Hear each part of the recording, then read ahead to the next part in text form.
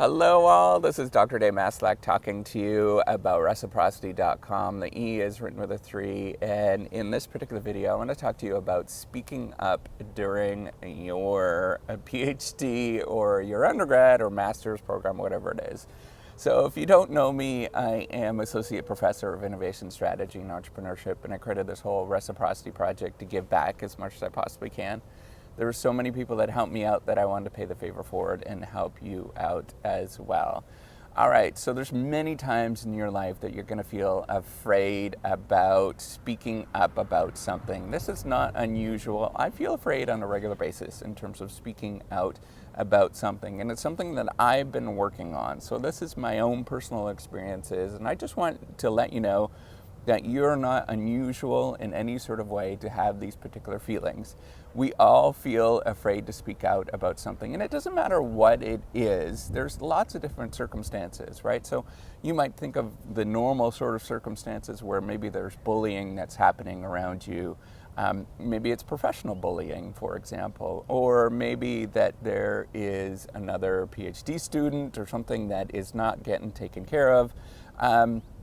Sometimes it is, being afraid to speak out in terms of maybe it's you're working on a problem, for example, and somebody else is working on a problem in another way, and you think you have a better solution, but they're working on this particular problem, and you want to say, well, we should work on this particular solution, go this particular way.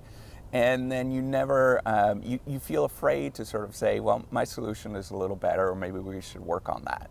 And that happens all the time whenever you're in graduate school. As you can see that we're kind of mixing and mashing and doing all sorts of things together and working together towards different things. And often you have to have confidence in terms of speaking out about the particular thing that you're working on. And so again, I need to sort of point out that I'm working on this on a regular basis in terms of feeling confident that, yeah, maybe I shouldn't do this particular thing, or maybe I should go in this particular way, and being able to speak out. I often feel this way with students. Maybe it's not necessarily the graduate students I might feel this way, and sometimes I do. Maybe it is the undergraduate students where I know that there's something not necessarily right that's going on. Maybe that, they are feeling not engaged for whatever reason, and I need to sort of speak out and be confident in myself to say, well, you don't feel engaged, or maybe that there's maybe it's unethical behavior that's going on or something like that, and I need to speak out. And that happens to us all the time, and this is not unusual. And I also want to point out there's many different reasons why you're going to feel uncomfortable and afraid, anxious, whatever it is, to speak out with things around you, right? So you might feel uncertain about your particular voice or your particular idea that you have. You might feel uncertain about the circumstance that you're looking at, right? So maybe it is you think that there's bullying going on, but you're not quite sure. Is that bullying? It's easy when when you learn about it in grade 5 and grade 6. 5th and 6th grade, in terms of bullying, it's pretty cut and dry, right? But it's never really cut and dry in terms of these circumstances that we have. It's always really murky whether, is that person sort of doing the right thing or not doing the right thing? And, that's why even in the courts, right, it's difficult to sort of decide whether one person is doing the right thing or not doing the right thing. It's always really, really difficult, right? And that's, we have the judicial system because things are never clear. But at the same time, these are real life circumstances that you're going to have to deal with. And, it might be uncertainty. You might have a lot of emotion. Maybe that there's baggage that you've been carrying for years and years and years that you've been dealing with. And, that you've been sort of suppressing these emotions. And whenever something like that comes up, you feel afraid to speak out because of this particular thing. Maybe it's something that happened in your childhood, for example. And we all have these kind of things. It's not unusual to have these sort of circumstances, and we are all dealing with all these kind of stuff.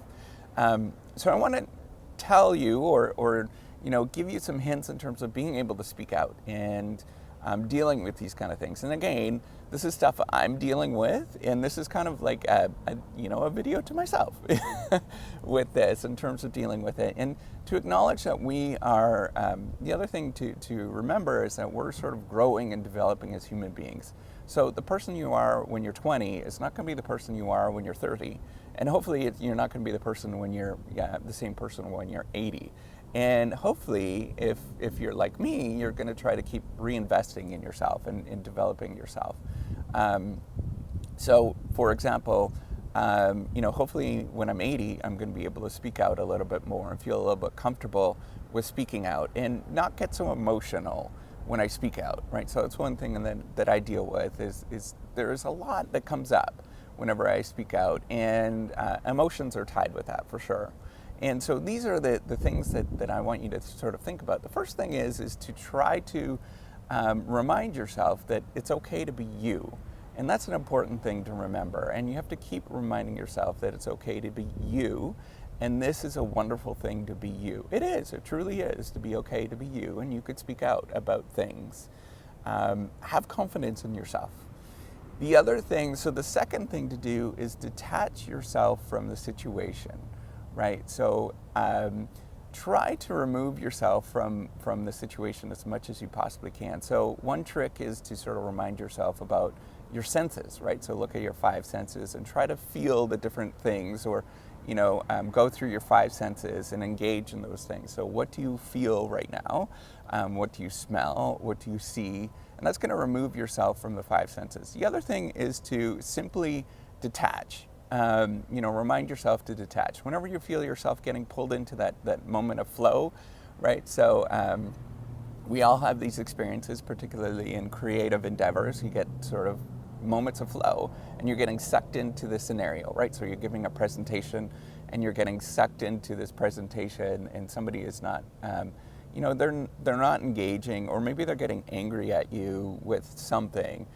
It's important to remind yourself, and I know that this is difficult to do because this is, telling you to do this in terms of a rational sense, and often all these things, when it happens, it's not really a rational thing that's happening to you. Your emotions are really taking, they're really getting involved in that circumstance. They all do for all of us, and that's not unusual.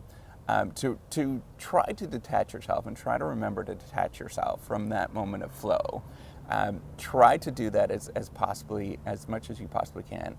And then the last thing I want you to do, whenever you're getting into these sort of emotional states and you're feeling anxious that you can't speak out, and it's very difficult to speak out, just speak out a little bit. That's all you have to do. Is it's going to come out awkward, and you can remind yourself, and you can even say it out loud. This is going to be really awkward, and this is going to be really uncomfortable, and I don't know how to say this.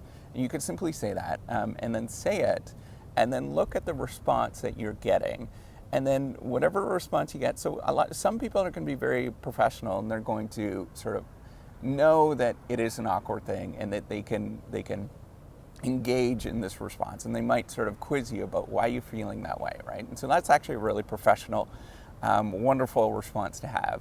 The other response that you might get is some sort of emotional response, and that's where they're going to shut down, right? It's going to be the fight or flight response, right? So they're going to shut down and try to ignore you, or they're going to have the fight response, where they're going to get emotional. Maybe they start crying. Maybe that they get angry at you, whatever, and just acknowledge that. So once you say that this is uncomfortable and awkward, and if you get those sort of emotional responses, just say, I could really sense that you're feeling emotional at this moment. Can you tell me about it? And that's all you have to really do when you have these sort of moments where it's difficult to speak up, is because it is difficult, it is uncomfortable, it is awkward. And you have to acknowledge that and acknowledge how the other person is feeling. And when you detach yourself, and that's why it's important to detach yourself, because then you could start sort of taking control of the situation and the scenario and saying, I'm really sensing that there's an emotional response that's going on right now. Can you tell me why you're feeling this emotional response? And if you can do that, it's going to feel very real and authentic. Just like right now, I feel kind of awkward and kind of anxious about telling you about all this right now, right? So I could say that a little bit more confidently than I could have 2 years ago, and that's okay with that. And I'm trying to sort of get through some of these things, and that's what you should sort of acknowledge, even when you're giving a presentation and you're getting these angry responses. Just stop and say, I'm really sensing that there's a lot of anger here right now. What is going on? Why do you feel anger? What is your body telling you, right? So that's really what you're trying to do. And if you can get at that, sometimes you can get some really interesting things that are going to happen, right? So that emotional response. Maybe that they know that there is something, maybe that they feel that they're being violated in some sort of way, or that there's some, just something weird that's going on. And if you can get that out in the open, that's going to feel a lot better. And so a response that you might get when you ask that is they're going to shut down even more. Well, in that circumstance, they're likely not, you might not be able to get any sort of response or any sort of intellectual response in any sort of way. And that's okay. The problem is with them in that circumstance, right? It's not you. And then you could just stop and go on to do something else. And you just acknowledge, well, maybe we're just not going to agree on this particular thing at this moment. Maybe we should just proceed with this. And if that's the scenario, you just proceed and you carry on and you just kind of have confidence in yourself. And that's where coming back to where you say, it's okay to be me. Somebody is going to disagree with you and you could speak up about it. And at least for yourself and for the other people around you, that you spoke up about this particular thing and you didn't agree with that particular thing. And that's going to take a little bit of effort. It's a work in progress. So imagine that this is not going to be something that you're going to be able to do in the next couple of months. You can practice it. Just try to keep practicing it over and over and over again. And it's going to get a little easier. The anxiety gets a little easier as we are working with these kind of stuff. So it's just like this. My anxiety with doing videos and stuff is getting less. It's still awkward though, but I'm getting better with it, right? So you're dealing with this as well. So just acknowledge that there's this kooky professor that's trying to do this kind of stuff, and just try to know that there's other people in this world that are trying to better themselves as well. And that's why you have to remind yourself again, it's okay to be me. Try to detach from this scenario, and then acknowledge the awkwardness and just keep working with that awkwardness and acknowledge the emotions that somebody else is experiencing, and just be okay with that. They're just emotions. And the more that you detach and the more that you sort of acknowledge those emotions, the easier it is to have these difficult, awkward conversations to deal with whatever it is you're dealing with. And that's just be real at the end of the day. Try to be authentic. So hopefully these videos help you out. If you like this video, give me a thumbs up. Do subscribe to the YouTube channel. I do appreciate it. And take care and have a wonderful day. Bye.